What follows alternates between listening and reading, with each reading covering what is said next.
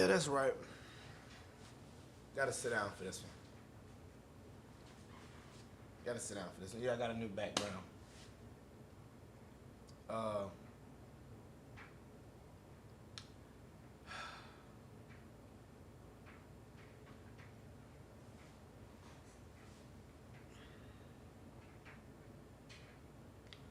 last week I said I was gonna keep this show family friendly.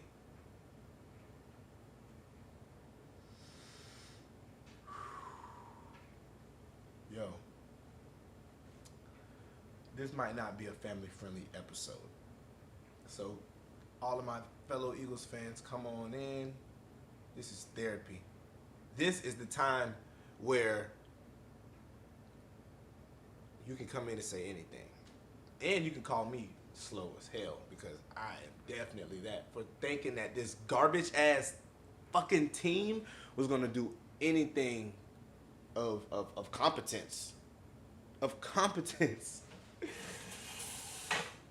We're not doing an intro today. We're just getting right into it right now. This is an instant reaction. This team fucking sucks. And what makes it so bad is that you have a roster that you sold to us, Philly media, the team itself. You sold this roster to us like this is the best roster in football. It's the most expensive roster in football. This roster did shit this whole season. They did nothing. It's half of the reason why I kind of took a couple of episodes off because I put a lot into this team. I pour a lot into this damn team, and for them to just go out and play like that, me and like I said last episode, a million other Eagles fans,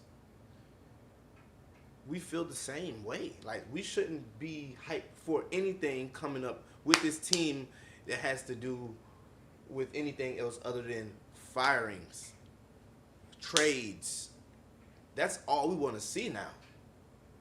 The first person that I'm going to get to, let's trade his ass. I'm sick of it. AJ Brown. Give me this. I'm going to take this right here. Let me get this. AJ Brown has to go. AJ Brown has to go. AJ Brown costed us the last second score of the game, the go-ahead score of the game. The person who's talked the most shit all year finally gets his opportunity to get what he's been asking for all year. An opportunity. I just got finished watching some of the highlights of this game. I couldn't finish it. I couldn't watch the all 22s. I couldn't do any of that with this sorry ass team. This team is garbage. The only player, it was two, but the only player that dominated this game, just, dominated, there was no question because the other one, there's a little question, but the only one that dominated this game, no question, was Quinyon Mitchell. He had a bad first series, and afterwards, he took off. The only reason I can't scream is because my family members are in the house sleeping.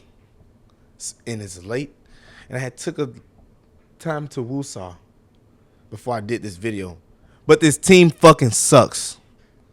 And I don't care who says what.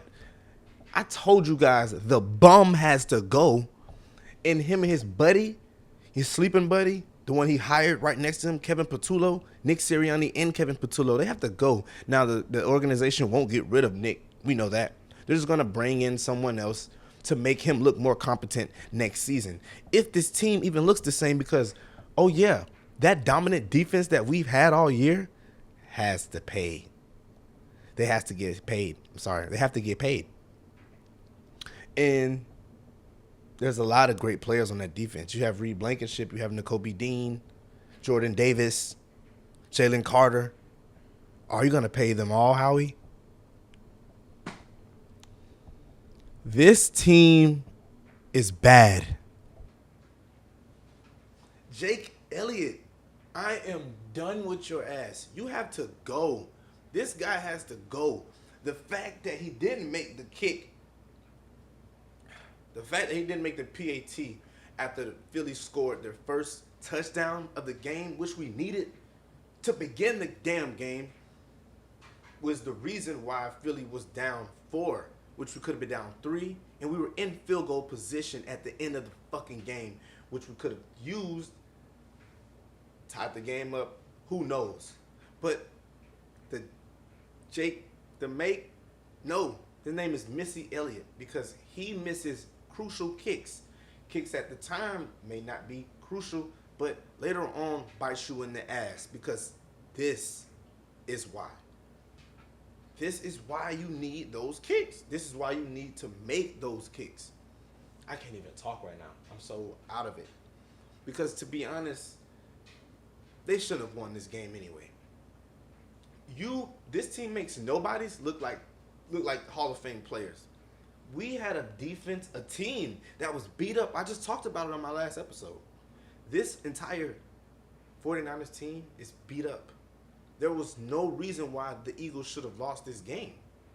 But then again, once the whistle is blown and you see the play calling, you see the sequence of plays, you see the down the distance, and you see how they played the down the distance, it's like, yeah, you deserve to lose this damn game. I don't care who it is. This is the NFL.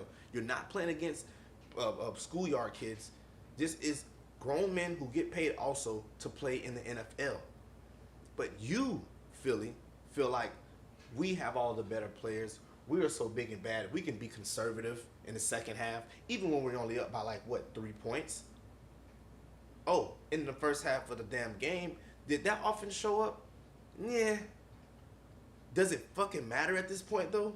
Because you were so incompetent, Philly. Kevin Patullo, I'll be so glad to get. I will be here on the show. You know, I'm starting the live stream in February. We're gonna start live streaming in February. Hopefully he'll be gone by then. But I'll be right here on the show when they let him go. This team in the incompetence has to be studied. The incompetence of this fucking team has to be studied. There's no way that a head coach can't call plays. I mean, this much. Can you at least diagram the plays? Can you put it? Can you do anything for the team? If you can't call plays, affect the game in some other way as a head coach. This is why John Harbaugh, guys like them, even though he just got fired, but this is why those guys have had so much success over the years. Even though he's only had one Super Bowl ring, probably the same amount as Nick Sirianni, because they don't call plays. Maybe that's the amount that you get. But John Harbaugh has put together great seasons. And under other coaches that you see that can call plays, and even if they don't, like a Mike Tomlin, they still can get it out of their players. Nick Sirianni this year hasn't done that. Oh, man. On top of that, we're going to go back to A.J. Brown, because I'm not done with his ass yet. How the hell do you drop those passes? And I seen this coming. And this is why we talked about it when we talked about it, and then I just left it alone, because I just wanted to see how the rest of the season plays out for the crybaby, the diva. He said at the last parade, the Eagles parade, when we won the Super Bowl, they said I was a diva. They forgot to say I was a champion. Well, now we can also say that you're a diva, you're a champion, and now this year you're back to being a fucking diva again. There's no way you drop those passes. There's no way you're arguing with our head coach on the sideline in this crucial game in the playoffs. And then there's no way after that argument you don't show up. You don't bring out that dog in you. You literally let that take you out of the game. And I said it when I seen it. I said, he's going to be out of the game. His mind is completely out of the game. I knew it. I called it when I saw it. Because that is what A.J. Brown does, guys. The 2022, maybe the 2023 A.J. Brown would have came back in that game and said, to hell with all y'all. Give me the ball. This era of A.J. Brown has been lackluster as hell. As I said, man, you cannot come into this game. You're at home and let a team who's inferior beat you.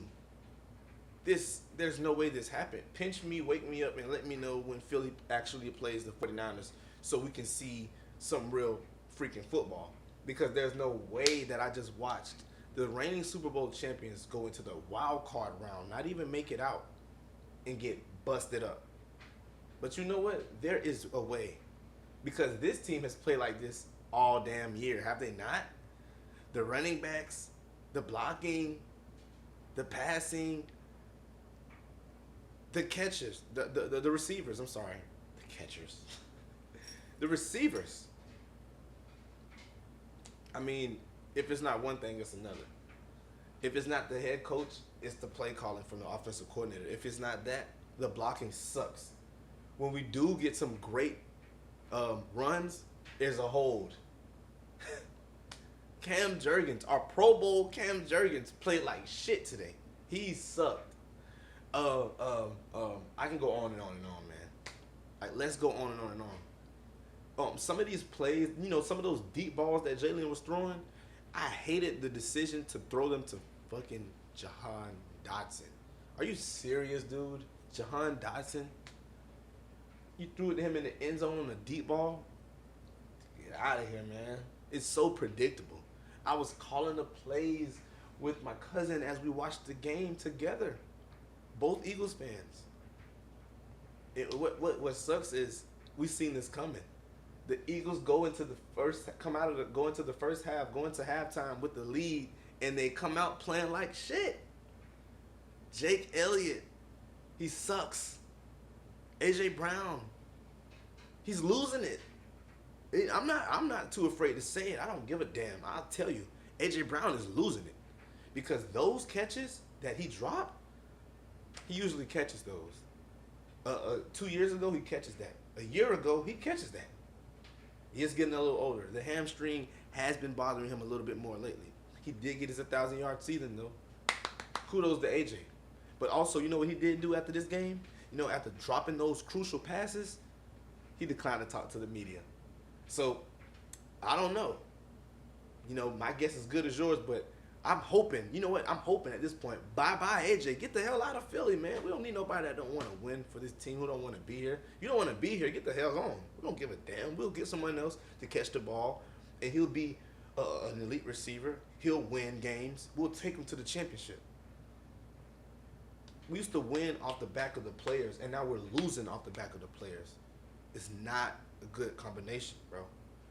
Bad play calling and bad execution from players is not a good combination, bro. You got to switch it up. If the play calling is going to be bad, at least execute the plays to the fullest extent, to the point where, okay, it looks somewhat sane, somewhat, like he knows what the hell he's doing. Because when you execute them horribly, like the offensive line does, like some of the receivers do, then that's what happens. I wouldn't be surprised if Jalen went rogue in this game, because who can use these play calls in a playoff game? There was no way that Robert Saleh was going to get outcoached by some first-year offensive coordinator, some scrawny Kevin Patullo. Are you serious? Now Jalen Hurts is 0-2 against Robert Saleh. Put that on his resume. The superhero Jalen Hurts that we see in the playoffs tried to show up. But the villains against him were on his own damn team. He was going against the 49ers and his own damn receivers who didn't want to catch the fucking ball like A.J. Brown. In a crucial moment when it's time, you called for the ball all year. You said, I'm a dog. Let the dogs eat. He was trying to give you the food and you shied away. You ran away from the food. Soft ass. That's soft shit. That's soft football. We don't play no soft ass football in Philly. Take that shit to New England. We could care less, bro. It seems like New England is getting all the washed up receivers anyway. Fuck out of here, man. This guy doesn't want to win in Philly. This guy doesn't want to be in Philly. We acted like this guy wanted to be in Philly. We took his side. Fans, come on, we AAO when he wanted us to. This guy never cared. He went on live streams and talked bad about this team when we knew what was the problem, and he still went on. And come on, bro. We didn't need you to go on any live streams or tell the world what the problem was. We already knew. We're not dumb. We can see. We can read. The hell? but we put up with it. We lost games feeding AJ Brown the ball. The Chargers game, the Bears game. We how many games did we feed AJ Brown the ball in the midst of all that crybaby shit and lost games and no one complained? Everybody took AJ's side. We're only gonna take your side, bro, when you're dominating games. If you go into games and you're like, okay, give me the damn ball. I want the ball. And you get the ball and you do your thing with it. We can't say shit to you. We're like, hey, give him the ball. But we throw you the ball and you don't, you patty it down, patty cake it down. What the fuck is that? Are you serious? We just lost in the wild card round.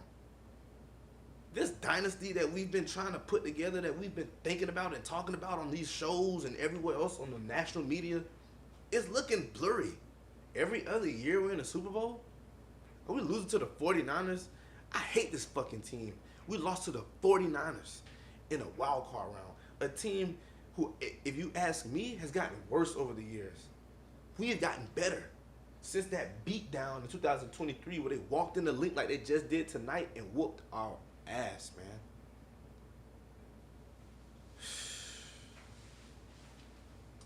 I have so much to say, but I really want to keep my cool. I'm going to keep my cool tonight, and I'm going to make this a short show. I think that's best, because if I go on and on and on, I might get demonetized. It's sad to know, like, a team can't, a team of this caliber, or you know what, a team of the caliber that we think it's at, because this team isn't at the caliber that we thought it was. Defensively it is, and even when the defense is getting carved up, they still prevail. 2 turnovers by Quinyon Mitchell by himself after Marcus Robinson cooked his ass on the first series. Quinyon shrugged that shit off and said, okay, I got something for you. By the end of the game, we were all yelling, Q. That's what AJ Brown was supposed to do. Remember last year in the divisional game against the Rams, when Jalen Carter killed it for sacked Matthew Stafford in the red zone? It was over. It was curtains. That's what Quinyon was trying to do tonight for the Birds. And a lot of players sold it. It was Dallas Goedert giving his last effort. It was a lot of other players giving everything that they could. Jalen Hurts throwing dimes out there, and what he could work with, because the route concepts fucking suck. Jesus, I'm still cursing. Oh man.